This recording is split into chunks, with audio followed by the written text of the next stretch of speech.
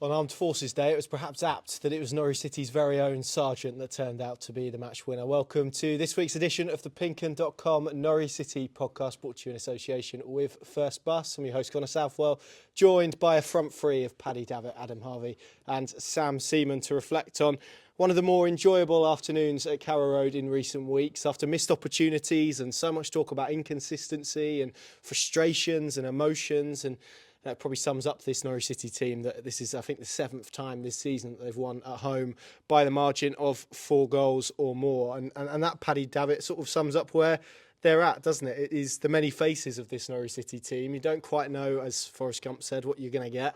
And on this occasion, it was the very, very good face and the side to Norwich City that I think the fans and we and everyone connected with them, apart from maybe Johannes Hoff Thorup, likes to see. Yeah, no, he was going full Alex Ferguson. If anybody has ever seen that famous clip, very old Cup clip final. now. Yeah, where Aberdeen, I think, have beaten Rangers, and he's on the pitch. He's interviewed, and the interviewer's taking him down. What a wonderful achievement! And he says that, like, as he was known to blow his top, I think, in his tenure at United, but effectively saying, no, that's not the standards I aspire to, and that's my team. My centre backs, I think he says, won him that game, or what have you. The rest of them were. And funny enough, I don't know why on earth we've took it that, or I've took it down this direction, but there was something, because obviously there was an anniversary, I think, recently of Aberdeen, the Cup Winners' Cup win, was it, against Real Madrid, which was obviously the high point of his time at Pittodrie prior to getting the Man United gig. And I think it was Mark McGee who was interviewed as part of that, and he was referring back to that Cup final day, and he said it wasn't just for show. Apparently because obviously they've won the Cup that night, you have a big lavish reception, and apparently he more or less told them they didn't deserve one, they shouldn't have one, but they had to turn up because it had, obviously all these dignitaries, I presume, back in Aberdeen, and he said it was like, there was like glum faces. I don't even think he allowed them a drink. So basically, full blown, we've won, but we haven't won. Now, obviously, that was nowhere near where Thorup was going today after today's game, but he was quite openly admitting that he wasn't happy with elements, and we'll dig into it, obviously, of that performance. But, he said and I think he knew himself by the middle of that press conference, which is obviously available now on the PinkUn channel. It might be easier to watch that. You'll understand where I'm coming from if you haven't seen it already. But, I think he'd realised he maybe gone too far down that road because he was rowing back a bit. But what I say, I'm still very satisfied with a lot of the elements of performance, and why wouldn't you be? 4 goals at home and back to winning ways after 3 previous 2 draws and a defeat. And I think where he's coming from is effectively, and we'll get into this, obviously the narrative now is the playoff push is back on, because that's the swings, and whether they actually go on and achieve that or not, I think he feels this group are capable of certainly taking it quite long into the season, and to do that, as he said, a better team, with no disrespect to Stoke today, punish them, and you might end up drawing a game which you have completely dominated in terms of how the game unfolded, the possession, the amount of the ball, the territory where the game was played, the amount of final third entries. But as he said, it should have been a 5-1, should have been a 6-1. It turned out to be a 4-2, and he was frustrated by Norwich's culpability in some of those elements that made it 4-2 and not 5-1 or 6-1. So, yeah, I've gone round the houses there, but essentially, very important win in the context of the playoffs, because I think if they hadn't won today, they're just slipping further and further back into that pack who don't have any realistic chance. Whereas now, as we sit here tonight, Saturday night recording, they're 4 points out of the 6th place team, who are Blackburn, and where do they go next? Ewood Park. So perfectly set up now to really have a good crack at trying to get themselves into that, not just on the periphery of it, but really in the white heat of a race for maybe, you'd have to say 5th or 6th, because the top 4 look to be over the hills now. So, yeah, big in the context of that, but big in the context of, particularly at Carrow Road as well. They've had those 2 frustrating games against Derby and Preston.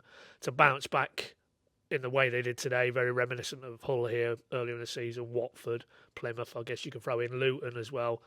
That was good to see, because that's the one thing you can almost have relied on so far under Thorup, that this group of players can produce that on a consistent basis at Carrow Road, and they'll need to down the stretch if this is going to become a little bit more than a talking point, and actually, no, Norwich are realistic playoff contenders.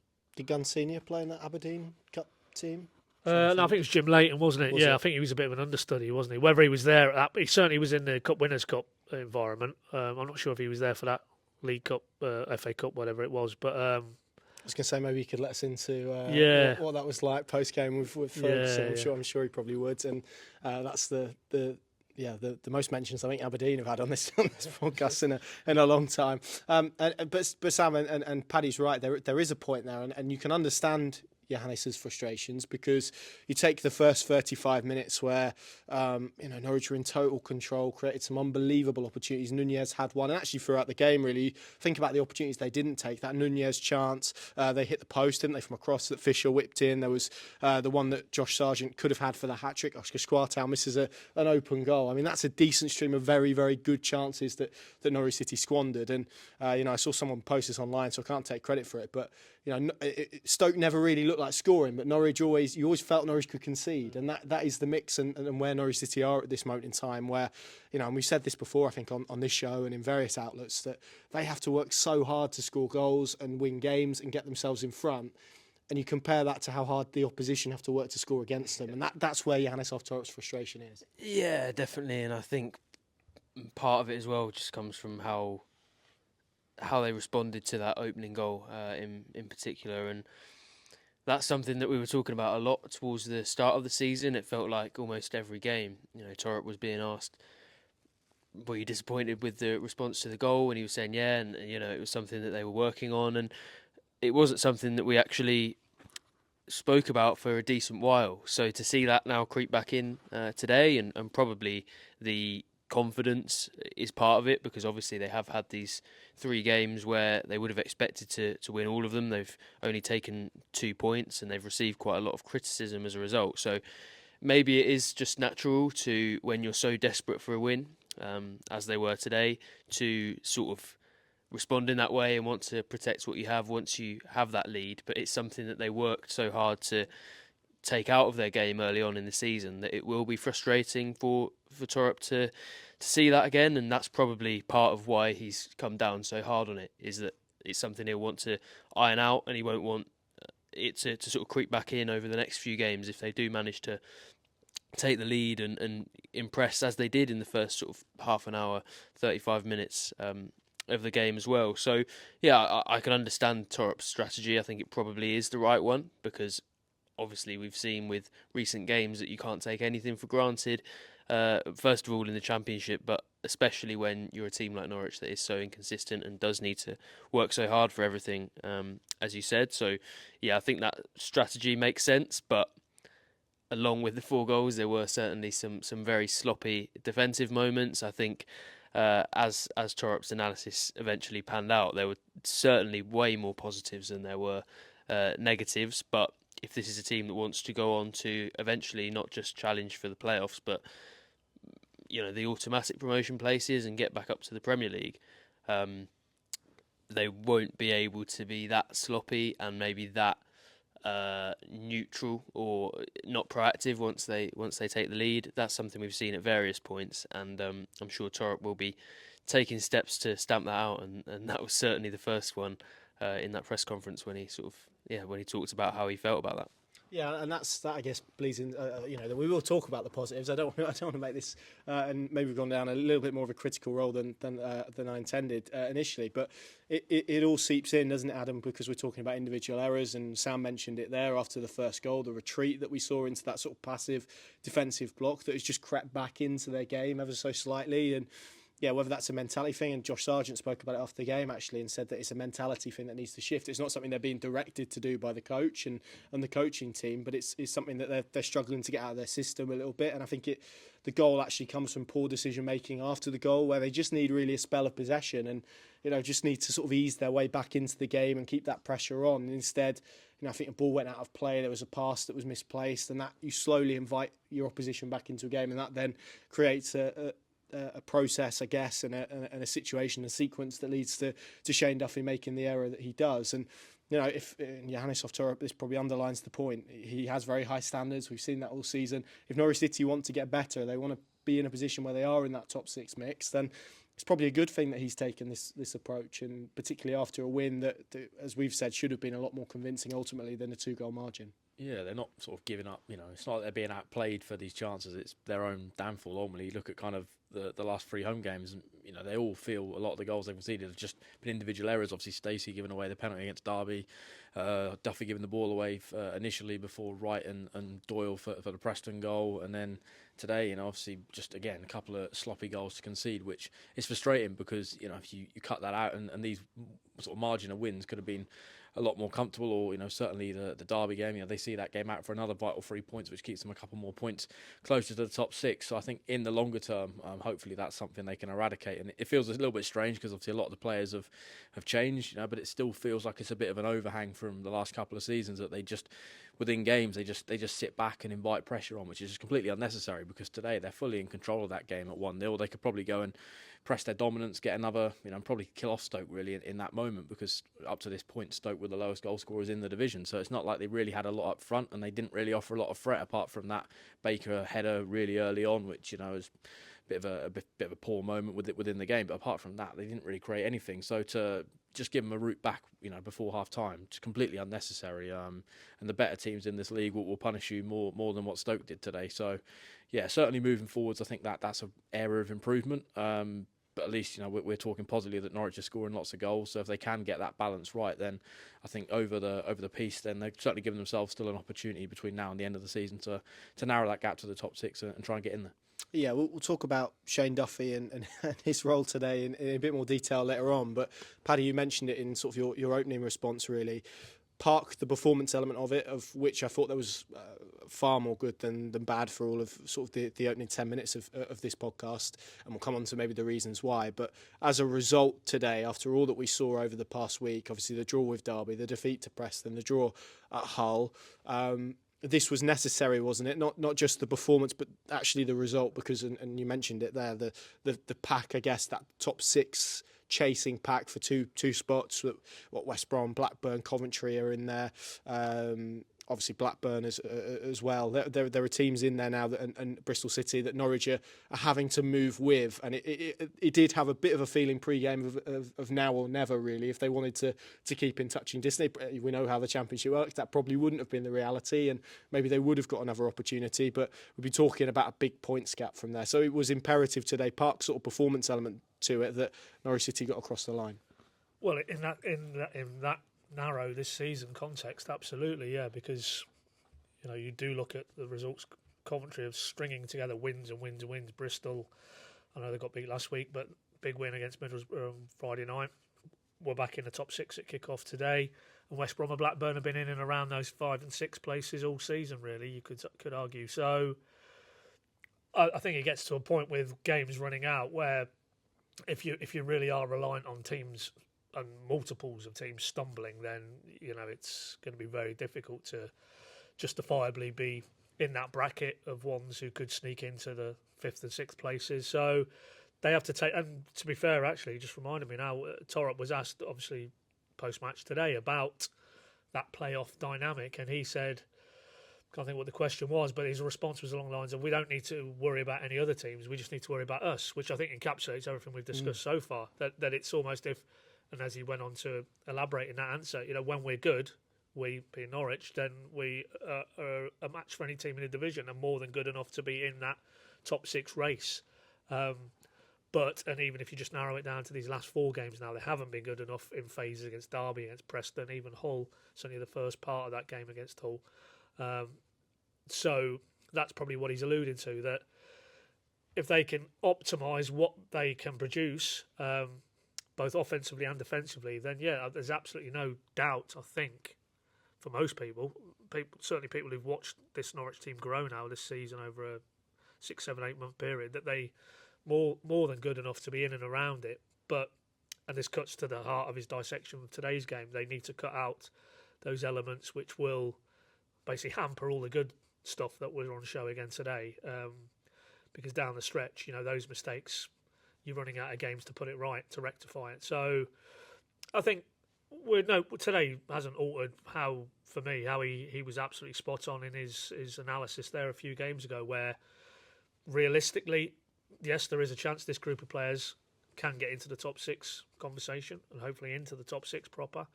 But by the same token, if they were to fall short, that isn't failure in his view this season, because it is a very young group who are learning all the time. We saw again evidence of that today, even if it was maybe in Shane Duffy, one of the older elements, who was at fault in some of the key moments. But on the whole, it is a very young group, and they've, as we know, and it's not excuses, they have had lots of mitigation in terms of key players unavailable for any length of time. Underlined again today graphically, Nunes. If I looked, and I think that was his 21st Championship game he's been available for today, so he's missed 12. If he'd have been available for those other 12, they'd have been a lot closer to the top 6 and probably in it, because that was a masterclass in how to control a game. And he's passing short and long, and obviously it was his threaded ball for Lewis Dobbin to open the scoring. Sargent missed 14 league games. Where would they be if he hadn't have missed a chunk of those 14? Because he's now, I think it's 15 goal contributions in 20 games either side of surgery. So that is indisputable. And Kenny McLean, we're not even got into him. So, they have lost key players for blocks of time.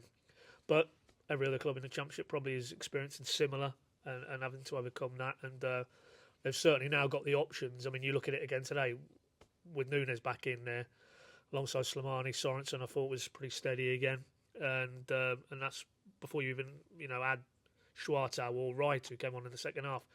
There is that depth of just starting to build now with another transfer window behind them.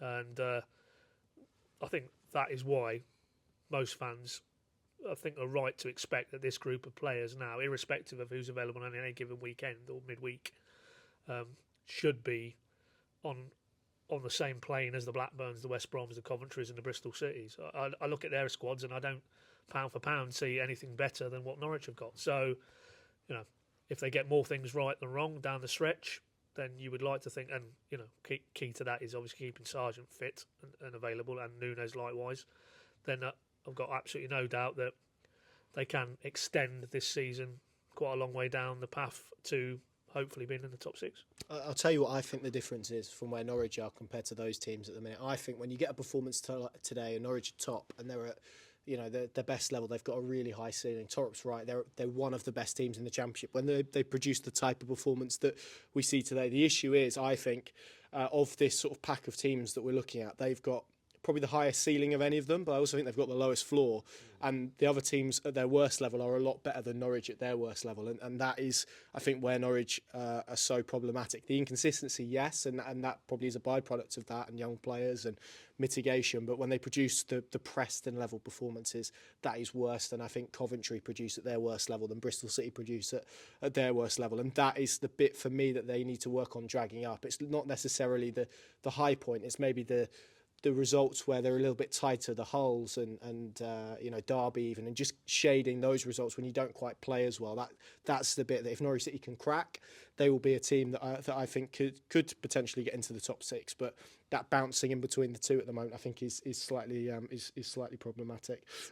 Sam, in terms of today's game, I think we can unpack it in two ways. So I'll come to you on the Norwich element first, and that was, we saw some quite interesting tactical changes from Norwich today. We saw high fullbacks, we saw Dobbin and Sainz occupy sort of more half-space positions. That it was a slightly different build-up structure. It was a back two, and it was sort of a midfield free building up as opposed to fullbacks being involved in that. That gave Nunez more control. That gave Norwich City an overload on sort of that last line where they got into promising areas in wide areas. I mean, Callum Fisher was probably the most attacking from a most aggressive position that I've seen him take all season. Those changes really helped Norwich today.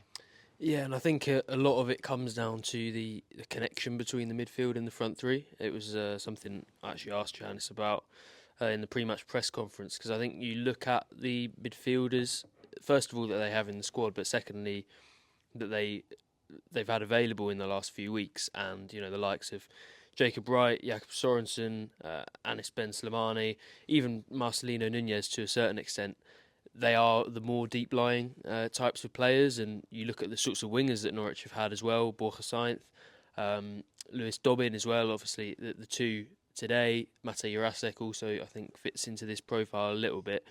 All of them are ones who want to run beyond, and they want to get the ball in really attacking areas rather than picking it up deep and trying to create chances. So when they don't have a sort of number 10 type like an Emi Marcondes or Oscar Schwartau, if they can get him to the levels that they hope he can in that position in the future, then they need another way to connect those players and to find a way to get the ball from the midfield to the attack. Because if you just have that flat, deep midfield three and you have all of those three attacking players running in behind, then the pattern that we've often seen is just those longer balls in behind rather than a sort of slower approach in between the lines where they can make the shorter passes and exploit the space in that sense. But Thorup talked about some of the ways they're trying to address that when they don't have the players like Marcondes available, and he actually said that one of them is having the fullbacks a little bit wider and a little bit more attacking, as you referenced. Obviously, Kellen Fisher, very attacking today. I think it must be, without looking at the stats, up there with the highest number of crosses he's put in this season.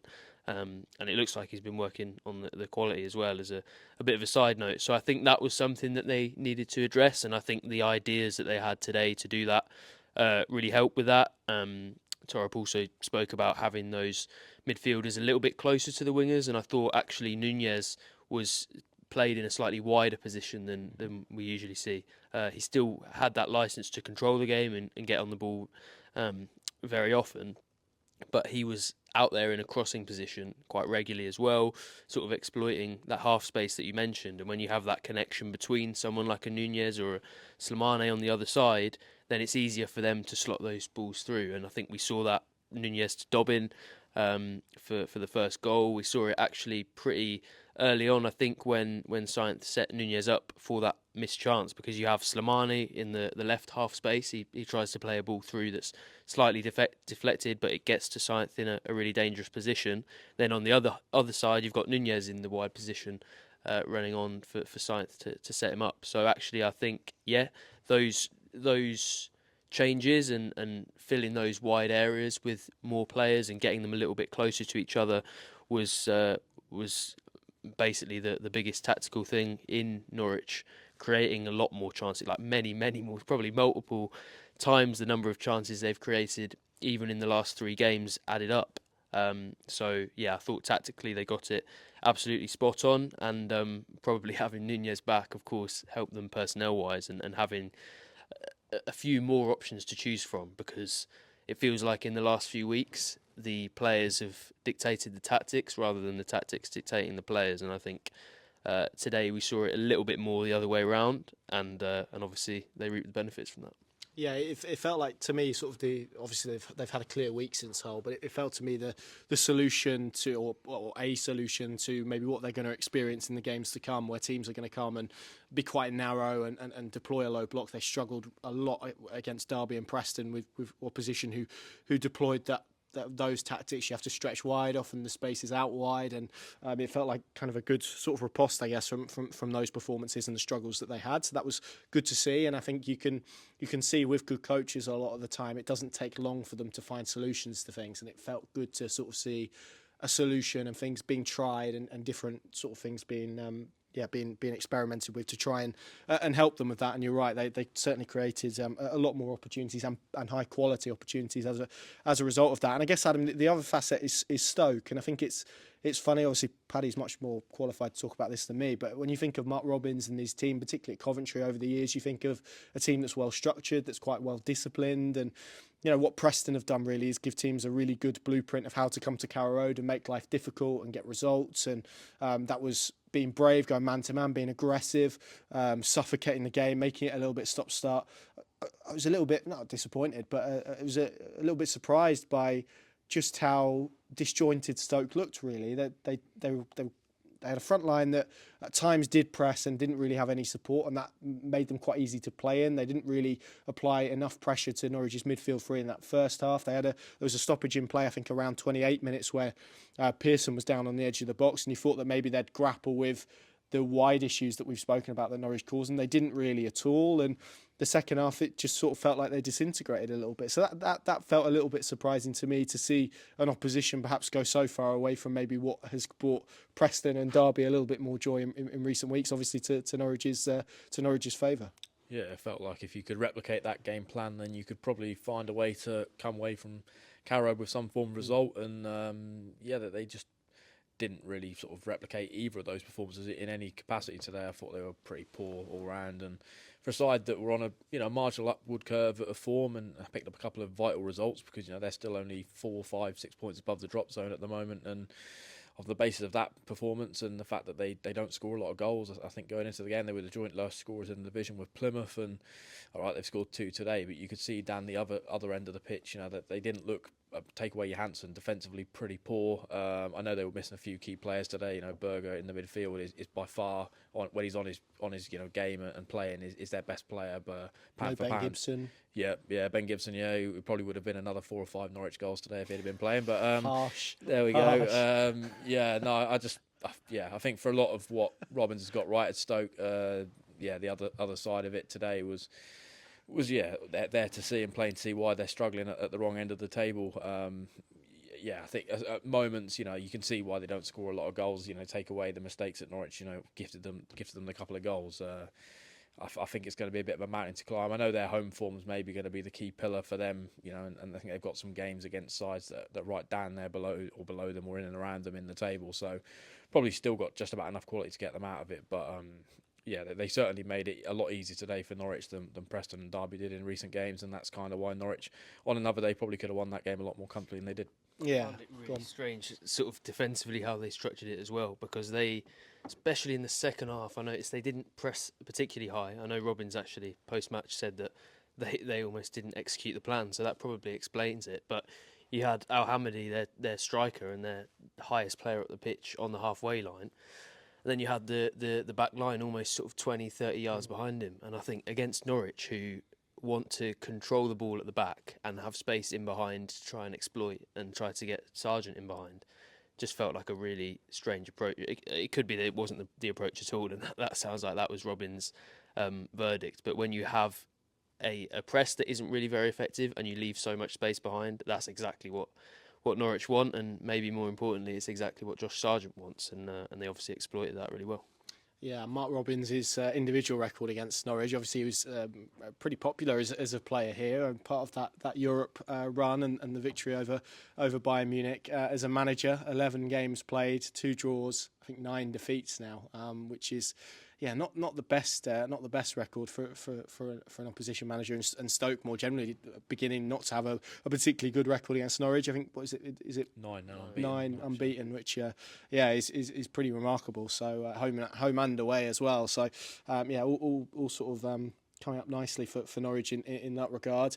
Pad, we've got to mention Josh Sargent, haven't we? At this stage, he gave us an almighty scare in the second half. That Carrow Road fell silent as he, and goodness me, I mean, he mentioned to it after the game, putting his shirt over his face and punching the turf. I think everyone saw Norwich City's rest of the season flash before their eyes in that very moment. And in typical Josh Sargent fashion, a few minutes later, onto the left foot, bang, top corner, and you're reminded very swiftly of why he's such an important player to this Norwich City team and this Norwich City cause.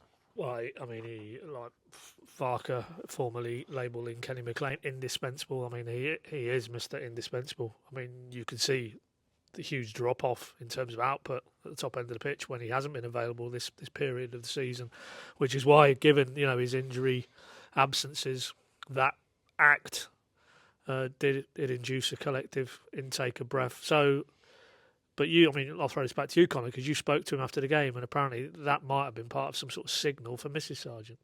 Yeah, well, he kind of said about there being a lot of concern, and he said his wife has said before that he needs to give her a signal that he's actually all right, and it's not like a major injury. So the signal's beating the ground. Well, I don't know if that is the signal, but maybe it's the shirt over the face. I don't know, but Miss Sargent, I'm sure wherever she was watching, at least maybe knew he was okay, which the rest of us certainly didn't at that time. No, I mean, you do fear the worst because of what's gone before with him, and. I thought it might because it seemed to be the left knee area, but Johannes cleared it up after the game. It was thigh. I mean, you spoke to him, so he probably cleared it up himself, didn't he? But it's a penalty, by the way, isn't it? I mean, it's tough for the referee, but it's a clear penalty. Yeah, well, I mean, there was no doubt that he thought he'd been wronged by, I think it was Phillips, if I'm not mistaken, because there was a lot of pointing towards a fourth official after he'd come to the side and walked along the touchline before he went back into the field of play. And then I I'd have to go back and check what the time difference was that had elapsed between his return to the field and him absolutely larruping that on his previously hanging off left leg. Do you know what? He two things. I did ask him if that strike was out of frustration. He said no.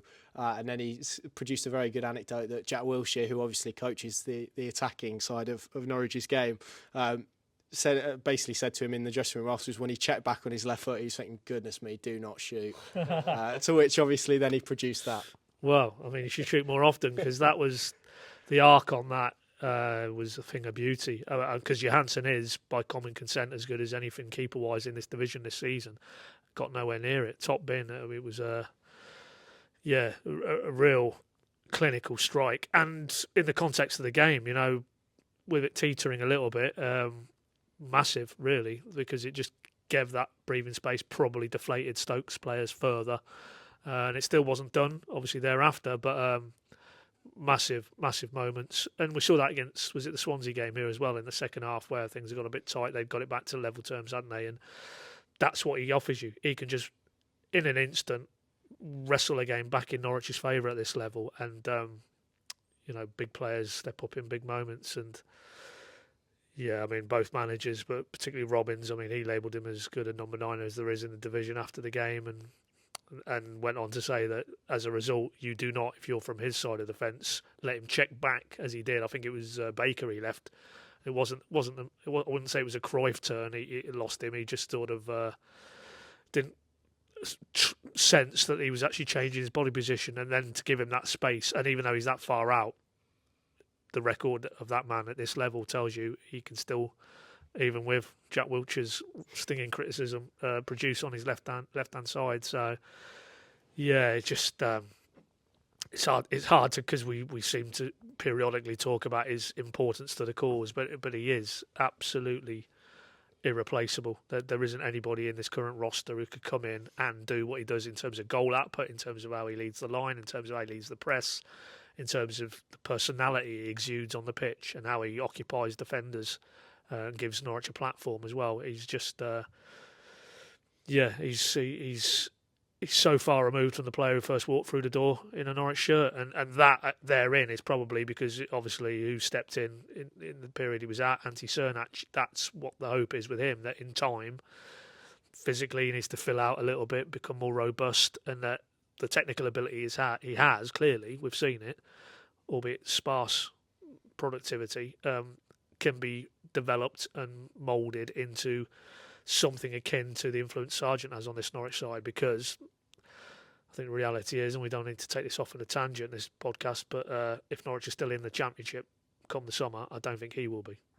Yeah, I would agree. If there's a better striker in the Championship, I'd like to see him, because I'm beginning to think it's not even that close now in terms of Josh Sargent's favour. 7 goals in 6 for him. Was it 10 for the season now as well? Considering the games that he's missed is just utterly remarkable. The impact that he's had to be dropped back in and to produce what he's produced. People will talk about the second goal, but the first goal is a really good bit of centre forward play to trap the ball in when it's loose, to turn and to get a shot away in basically one motion. To be, as you said, a very good goalkeeper is a testament to the quality that he has, and ultimately won Norwich City this game. And that will do us for part 1. Part 2, we'll be talking about injuries again, sadly. We'll be doing just the ticket, and we'll be looking ahead to what feels like suddenly quite a big game at Ewood Park next weekend. Join us in a second. Welcome back to the PinkUn.com Norwich City podcast, brought to you in association with First Bus, reflecting on Norwich City's 4-2 victory over Stoke this afternoon at Carrow Road. And we've just been reflecting on the brilliance of Josh Sargent. We'll go from the brilliance of Josh Sargent to our Just the Ticket segment. Of course, that segment we bring you in association with First Bus, where we pick a player, a thing, anything really, that was just the ticket from that match day. I'm going to make it interesting. We're going to take Josh Sargent off the table because we've just done a section talking about how great he is and how important he is to the Norwich City cause. So that will get the cogs going of our gents. Sam, I'm going to come to you first and foremost. After that win, who was just the ticket for you this afternoon? I think Jose Cordoba was just the ticket. Obviously, a huge opportunity for him with Callum Doyle suspended for these next 2 games, and I think if he can carry that level of performance into Blackburn, which might be a bit too much of an assumption given how inconsistent Norwich have been this season. But yeah, if he can do that, then there's a real decision for Thorup to make, because I thought he barely put a foot wrong today, to be honest. Out of possession, you saw so clearly what he offered, and actually it's something that Callum Doyle can't. You know, for all of his quality, especially on the ball, he's very good in the air. He's very good at anticipating what strikers are going to do, Doyle, but Cordoba gives you that real strength running in behind. And when you've got a striker like Ali Al-Hamidi, who maybe hasn't shown enough quality for championship level when he gets into sort of goal scoring positions, but will certainly run in behind and does have that athleticism, that physicality and that pace, I'm not sure Doyle or Duffy could have done what Cordoba did with him today. The number of times the ball went in behind and he just eased him away from the ball without even looking like he was getting into sort of third or fourth gear. I thought that sort of displayed exactly what Norwich want from him, and exactly why in the long term he's probably the sort of centre-back that Thorup needs for his system. If they're going to defend high, if they're going to press high, then you need somebody with that bit of pace. And you know, there are obviously a lot of qualities that Callum Doyle and Shane Duffy bring, but neither of them really has that pace or probably that physicality in a duel where they can keep up with the striker and they can win those balls back. So yeah, I thought he gave them something that they maybe have lacked at times this season. And then in terms of replacing what they lost, it's going to be tough for anyone in the Championship really to play the sorts of progressive passes that Doyle does.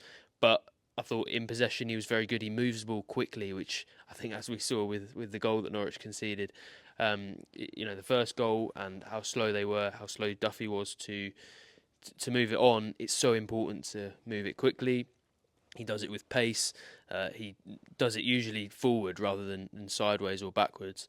And I thought overall just a very, very good performance from Cordoba. And yeah, if he can do that at Ewood Park, then it'll be very interesting to see which way Thorup goes with the left side of the defence thereafter. Yeah, absolutely, and that's all he can do, isn't it? Apply some pressure, and agreed. There was some instance where he's so good, isn't he? And then recovery runs where it looks like the player's away, and he just manages to wrestle it back. I think your heart's in your mouth on a few occasions, because if he brings a player down in that situation, he's going to be in trouble. But a lot of the time, he does seem to navigate them pretty well. Adam, who's just the ticket for you? Yeah, probably Marcelino Nunez for a lot of the reasons that Paddy outlined early on in this podcast. You know, just to control the quality that he's got, you know, that's really developed in the last couple of years now. You know, I think we could all see when he first arrived on the scene in England, you know, technically there's a very good footballer there, but maybe the physicality wasn't quite there and quite inconsistent. Some really good high points and some really difficult low points. But it feels like now, you know, over the course of the last 18 months plus, his levels have just remained consistent, and the ability to find a pass from everywhere, you know, just the ability to pick the ball up in tight areas and wriggle his way out of and past defenders to put the ball on the plate for various individuals in the attacking line. Probably frustrated he didn't score today as well with the opportunity he had early doors, inches away, but I think on another day he puts that in the bottom corner. So just everything about him. Norwich have missed him when he's not in that team, and when he is, and you know, you get a few of these other midfielders hopefully on the way back for that trip to Blackburn, then it puts Norwich in a pretty strong position, because, you know, certainly for me in that midfield, take away Kenny, he is the most crucial player in this Norwich team, aside from Sargent probably in the front line. Yeah, he's so important, isn't he? And you can see what he gives them in terms of, and Sam mentioned it with Cordoba, that intent, that ability to play forwards, that, you know, the passing sort of radar that he has is brilliant. It's the tempo, the intensity, all of those aspects that he brings to a Norwich midfield. They are a better team with him in it, in the same way we talk about Sargent and McLean and, you know, really key cog, and it's just about, as you say, those injuries and keeping fit now. Pad, who takes it for you? Well, we've touched on him, haven't we, already? Kellen Fisher, I think, because go back to half-time last weekend, Hull. I'd have taken him off, I'll be honest. I'd have taken him off. Well, that's a big call. That would have been a big call. But in the sense of what Johannes, as he told us after the game, had conveyed, that both him and Mahovo pretty much it felt like that the message was pretty blunt, and pull your finger out in terms of the amount of times the deliveries in the final third had been nowhere near good enough, wasting opportunities that had worked themselves into. And of course, 2 minutes after the restart, he's whipping a ball past the squirrel for Josh Sargent to glance in that equaliser. And And then he's followed on in the same vein today, and you've already touched on it. It was very noticeable that was a concerted part of the strategy that both him and Mahova, but more so him, I thought, were very high, almost dare one say in Stacey-esque territory. And that, if you're boiling it down between those two, has been the point of difference, really, I think. Probably the only one I would say that Stacey had the upper hand in terms of, you look at the profile of those two as right backs and who should be Norwich's right back any given week. Because I think in all the other facets, Fisher, for me, would have come out on top. We know, we've talked about it liberally, his comfort in possession and his technical ability and intelligence to come into those spaces in the deep build-up phases centrally and look comfortable doing it. He likes a tackle as well. He's, surprisingly maybe for a modern-day defender, but he seems to relish that physical element, going man against man and winning his duels, or his fair share of. But I think there was no doubt up until probably these two games that if you needed a fullback to get into the final third and create and put the good deliveries in, it was Stacey. Well, the margin is certainly lessening between them and will continue to if he continues in this vein. He obviously needs that platform from his coach that you need to be high and in the final third and looking to get on the front foot and being progressive. But if you look back at the fourth goal, it was his slaloming run across the box, picks out Mahovo, and then his cross effectively is deflected off Tuchemani, is it, and spirals over Johansson. That's Kellen Fisher in the final third making things happen. There was 2 or 3 excellent deliveries in that first half spell as well. I think he's answering the questions. Has he got that in his locker? Does it come naturally to him? Probably not.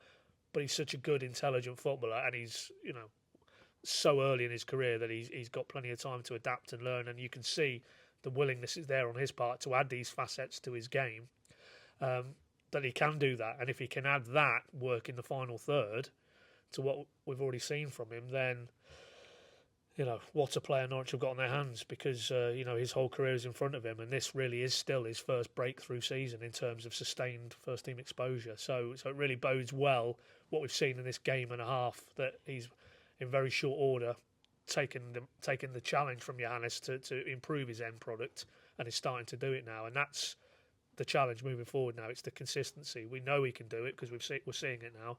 And if he can do that on a regular basis, then I think it's a long way back for Jack Stacey to the first team. Yeah, agreed.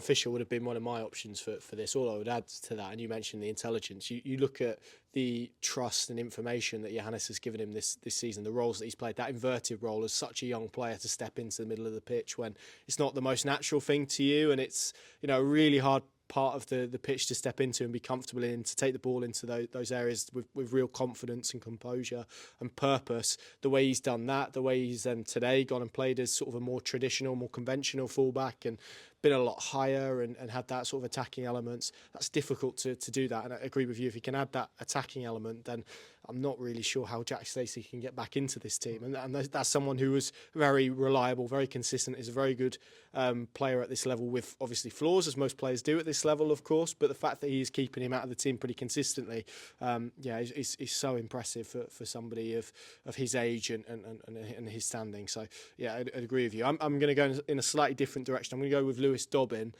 specifically for his goal, and because I think it shows probably the growth that we've seen from him in the first month or so of his time at Norwich City, and played through from Nunez. I think if you'd have put him in that position, in that situation, in the first few weeks of his loan, I think he would have gone and tried and added a finish basically at the end of that first run instead of checking back. And I think that, we were speaking in sort of the early weeks of him here about how he needed to connect probably his pace with some sort of end product and intelligence, and that ability to just slow down, just to check inside, and then to have the composure to find the bottom corner. I think is really, really encouraging about what he could become as a player for the rest of the season, but beyond that, and as he goes deeper in his career. And I think it's a testament probably to Thorup and Jack Wilshere, who looks after the attacking elements, and Norwich's coaching team more generally, that they've been able to get such a marked improvement out of him so quickly. I think he worked under Carlos Corberán at the start of the season. Very good coach, very talented coach at this level,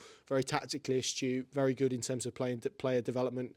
Didn't really get a kick, and they have really good wide options, so that's probably a part of that. But yeah, I think we've seen some real improvement and real growth in him. It's a shame he had to go off with an injury, because he was getting a lot of joy, and hopefully that's not an injury that's going to keep him out for any prolonged period of time, which sadly, Paddy, feels like where I'm going to have to bounce back to you, because from one winger to another, Matej Jurasek missed this afternoon. He's got in with the culture of the club really quickly. Came in and got injured immediately. I'm joking, but of course probably, we've spoken about injuries a lot. I guess with him there was always going to be a risk of this sort of load point, given he's been training individually. Yes, Norwich sent out performance coaches to try and get him up to speed, but it's very different to training in a sort of team environment where you're sort of going through the movements and the rhythms and the bursts and all of those elements that you need. He hadn't played, I think, since December really for Slavia Prague, to then be dropped into the Championship and that intensity. It's probably natural for him to see and his body to feel a response to that, albeit probably disappointing.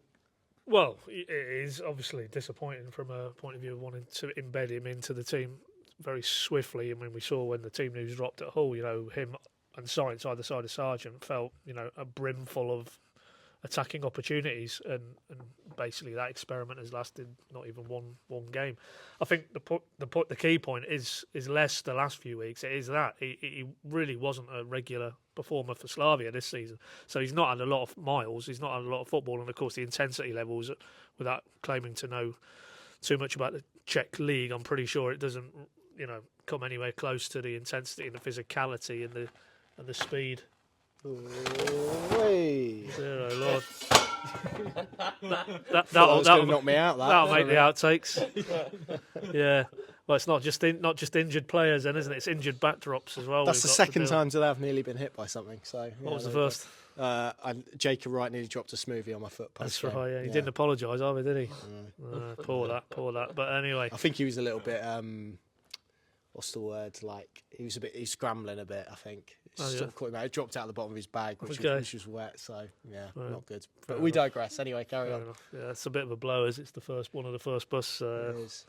Yeah, we'll sort that out for next week. But but I mean, we can only go on what information he imparted to Sam at Colney, that they thought it was a precautionary matter this weekend, as it was to bring it bang up to date with Dobbin. Half time, he wanted to carry on. Tightness in his calf was what Johannes called it after the game, and they erred on the side of caution. And that's a common thread now, it seems. Sargent, the way he's been managed now, Nunes since this latest comeback, even McLean maybe, and even zoom out a touch. The updates on Forsyth and Force and Gibbs.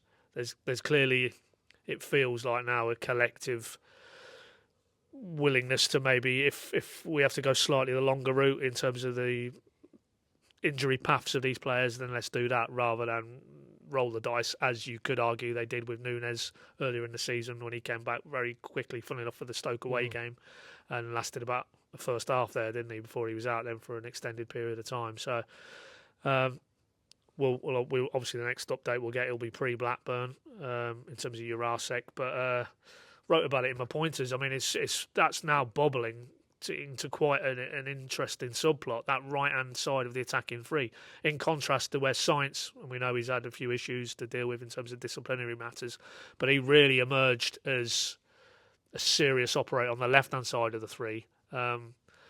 Could we say anybody has really stamped their authority? Cernach was obviously the one who came in and was expected to maybe make that position his own, but probably hindered a little by the fact that he had to then be pressed into emergency service in the Sargent role for an extended period. That probably hasn't helped him in terms of nailing down a position on the right. Even over the festive period, we had the likes of Schwartau, we had Forson in tandem with Stacey, and now, post-Christmas, you're adding Jurasek and you're adding Dobbin to the equation. So that's a very intriguing, for me, subplot now moving forward between now and the end of the season. Who, out of all those players, is going to emerge and, if not get to the science levels of importance, but actually become, okay, it's a given that on the right hand side of the three it's going to be Dobbin or it's going to be Jurasek or Cernach, because I think at the moment I don't think any of us could really say with any clarity that there's an outstanding candidate on the evidence of what they've produced in the Norwich shirt. No, which is a nice place to be in. And I think Dobbin will probably be frustrated after what was a pretty positive 45 minutes where he scored a goal, then obviously injury of his own, and hopefully that isn't anything that is going to keep him out for any prolonged period of time. And the hope now is that next weekend Blackburn. Norwich welcome Emmy Marcondes back, hopefully Kenny McLean, and we're talking about, again, another wave, Jurasek as well, another wave of options coming back. But we know what this season is like, and they may all be out for another 6 weeks. So let's see how it all unfolds in the update that we get at the press conference on Wednesday. Sam, this probably feels like a good point to speak about Shane Duffy today, which, we've been full of praise for him this season in terms of what he's given Norwich and how well he's done and how he's fought back from what was felt like a really low point for him in Austria, where he didn't make a first 11 after, I think, Cordoba and Fisher dropped out with illness and injury, and he felt like he was below Brad Hills, who started that game, and Grant Hanley and others, and the fight back to then play every game, and I think basically every minute of this season has been really impressive. Today, let's put this diplomatically, today wasn't his best, shall we say, of the season so far. No, I thought he struggled in a few different ways. Obviously, there was the penalty at the end, which I thought actually was the most out of character of all of the issues, because you look at the problems in possession, and that's something that, yes, has been sort of varying in the degrees that it's appeared, but it's something that we have been talking about basically since Thorup came in the building. And defensively, there's rarely been any questions. I honestly can't remember the last time that he really made a big error in the box, or even went one-on-one with somebody and failed to sort of snuff it out. So to give away a penalty like that, which I thought in real time looked quite harsh, but obviously there is a challenge there, and you give the referee a decision to make. I thought that was surprising, but probably the error for the first goal. I mean, that's not really surprising, is it? That's the sort of thing that we have seen a few times, and actually it's happened on quite a regular basis without really being punished. Obviously, it's not one of those catastrophic ones that it goes viral on social media because it's such a poor way of playing out from the back. He does give it away sort of in the centre of midfield, but that will get exploited, every now and then, and especially if you go up to the Premier League, which obviously that's a long way away, and that's a completely different discussion. But I think one of the differences that Norwich have seen throughout their time sort of going between the two divisions is that if you give the ball away in those sorts of positions, it gets punished almost every time. So I think actually at points he's been fairly fortunate, because that actually is quite a regular occurrence, him just sort of firing the ball into midfield without much, probably care is the right word, or precision. And yes, there's a question of a foul around that one, but ultimately the mistake has been made before there's any contact from Al-Hamadi. It looks like sort of quite a marginal decision as well, and yeah, it's the sort of error that raises more questions than many others because of the way that Norwich are trying to play. And it's not just about the weaknesses and the goals that are given away. It's about, actually, if Norwich did have a better ball playing centre back in there, how many more chances could they create in a game? How many more goals could they score a season? I think it's been very common for us to see goals come from that left-hand side, with Cordoba or Doyle playing a pass forward into Sainz or Sargent, and then them using their individual brilliance to create chances. But how often have we seen Shane Duffy play that sort of pass, into one of the midfielders, or into Ante Cianats, or Ono Hernandez, or any number of those wingers who have played in that position this season, and then they go and score a goal from there?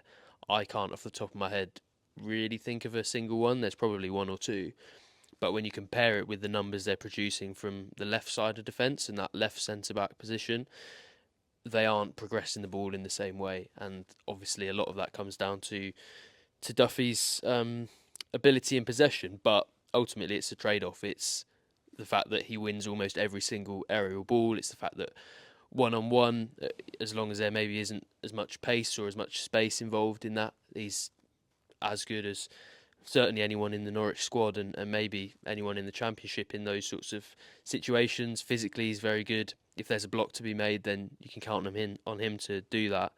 But it's just the trade-off between that and the sort of work in possession. And I don't think we're probably close to the the position yet where Thorup will be considering dropping him as a result. But obviously over time they're going to want to take this team, on higher levels. They're going to want to keep improving them. And if you've got eventually a team in a year or 18 months where everything else is perfectly aligned with what Torup's trying to do, then are you looking at that right centre-back position and thinking that's the one player that maybe isn't quite as attuned, even if he's been doing a very good job of a lot of things. So I think it is more of an indicator of a bigger discussion that we'll probably have in the future. But yeah, you can understand the criticism in the short term because it certainly wasn't his best day. Yeah, and there's also an experience point, isn't there? You take him out of that Norwich team, and that becomes very young, particularly in a world without Kenny McLean as they're in at the moment. Adam, very simple question for you: how on earth did Oscar Schwartau miss? Yeah, I saw someone tweet that I'd love to see the XG of that miss, and I've got no idea. It just seemed to, whether he just wasn't expecting it, or I've not seen it back. But yeah, to miss from there, I'm sure he will have a bit of a sleepless night tonight because that would have been an opportunity for his second Norwich goal. He's a teenager; he'll sleep fine. Yeah. He'll sleep fine, I would suggest. Yeah, I mean, there was some suggestion post game that he maybe was a bit. I haven't watched it back, so I don't know, but it looked like he was a bit ahead of it and maybe just tried to scoop the ball. It's I'd like to say we've all been there, but maybe we certainly haven't in terms of ability. But yeah, just one of those, and not indicative of his quality. And Paddy, to end the pod, really, we're looking ahead to next weekend, and we mentioned it earlier. It's looking forward to the trip to Blackburn. When we get there, it'll be good. Yeah, and what aspect are you not looking forward to? The length of it.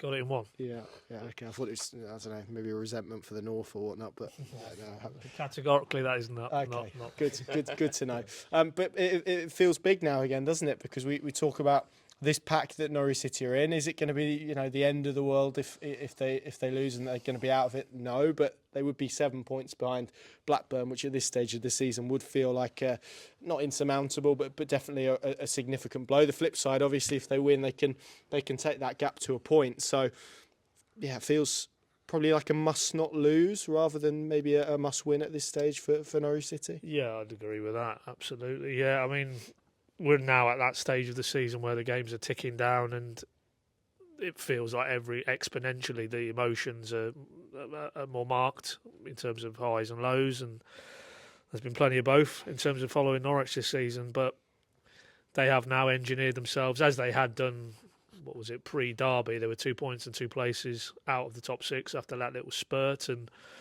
in game against Derby when Sargent scores in the second half, they're actually in the top 6. So to go from then to, I think at kick-off this afternoon, they were 12th and 4 points, 5 points was it outside? Just shows you the shifts and how quickly it can accelerate. And that's, to go back to what Thorup said, it's whatever Norwich are or aren't doing, but also it's magnified by teams who do seemingly have found a nice little groove.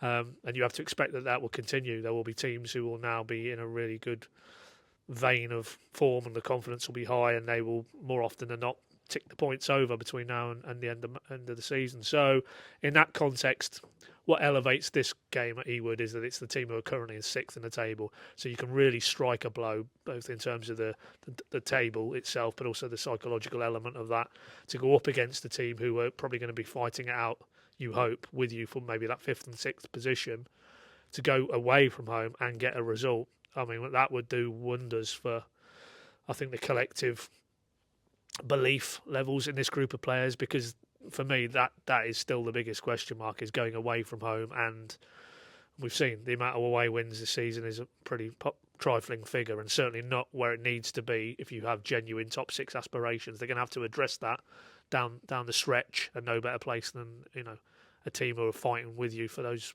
probably 5th and 6th spots next weekend. And they've had a poor result today. They've lost 3-0, haven't they? I'm right in saying, at Swansea. Yep. Still not yet to a point. Eustace's successor, you can well imagine from afar that has, had that dressing room spinning, because they look like they were really, under him building something, and he's decided to go and seek pastures new with Derby. So there'll be a lot of uncertainty about how that season's going to pan out now if you're in anything to do with the Blackburn. So if you're from the Norwich perspective, go there, continue now off the back of today's result. And, if we're sat recording next weekend's pod post-Blackburn and, heaven forbid, they've got the 3 points, then I think it'll be very hard to dial down the rising levels of optimism. I'm sure we'll do our best. I mean, you look at the run now that Norwich have got 4 of the next 5 really. That obviously travel to Blackburn next weekend, then it's Oxford at home on Friday night. That will be tough in its own right. Gary Rowett's got them really going and has significantly improved their fortunes. But then the 3 after that: Sheffield Wednesday at home, Bristol City away, West Brom at home. That's a hell of a stretch that Norwich are on against teams in and around them as well. So this is probably going to be the run as to whether we see these are top 6 hopes that can be fully backed up and fully sustained, and whether they can take it to a really interesting final few games, or whether it will all crash and burn into a massive heap, which the way this season has gone, who knows? I don't think you could say definitively either way, but yeah, it feels big next weekend, and I'm not even going to ask you for predictions. We'll just let it play out and see how it all unfolds, and that seems like a good place to leave the podcast this week. Gents, thank you very much for joining me. Thank you all very much, whether you've been watching on YouTube and you saw the banner collapse in all its glory, or whether you've been listening, you had absolutely no idea what happened there. Then, as I always say, you can if you're listening, you can watch, and if you're watching, you can listen. So there we go. We're available on all the podcast platforms and YouTube as well. Until next week, and where maybe we'll have a bit more of an idea as to what this end of the season could bring for Norwich City. We will leave it there. Thanks for joining us. See you soon.